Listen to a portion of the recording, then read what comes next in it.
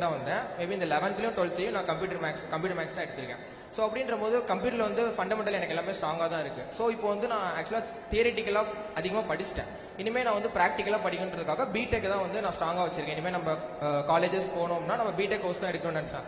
ஆனால் இப்போ எல்லாம் என்ன சொல்கிறாங்கன்னா பிடெக்ன்றதே வந்து அந்த ஏடிஎஸ் வந்து ஒரு 10 months கோர்ஸ் தான். அதை வந்து நீ 4 வருஷம் படிக்கிற, நீ கம்ப்யூட்டர் சயின்ஸே எடுத்து படிச்சுக்கோ, அது 4 வருஷம் படிச்சுட்டு உனக்கு அதில் ஜாப் கிடைக்கலன்ற போது நீ 10 மாதம் அப்புறமா ஏடிஎஸ் நீ ட்ரை பண்ணிட்டு உள்ளே போகலாமே, ஏன் வந்து அந்த 4 வருஷத்துக்கு வந்து அந்த 10 மாத கோர்ஸ் ஏன் படிக்கிறேன்னு சொல்லிட்டு ஒரு கன்ஃபியூஸ் பண்ணுறாங்க சார். ஸோ அதுக்கான ஆன்சர் நீங்கள் இப்போ நீ என்ன கேட்க வர்ற?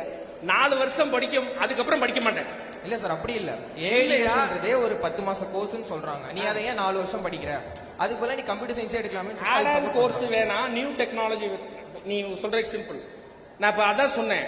எப்படி வந்து சர்க்கியூட் கோர் பிரான்ச்சுக்கு சிவிலோ அதே மாதிரி தான் எலக்ட்ரிக்கல் எலக்ட்ரானிக்ஸ் பேஸ்டு.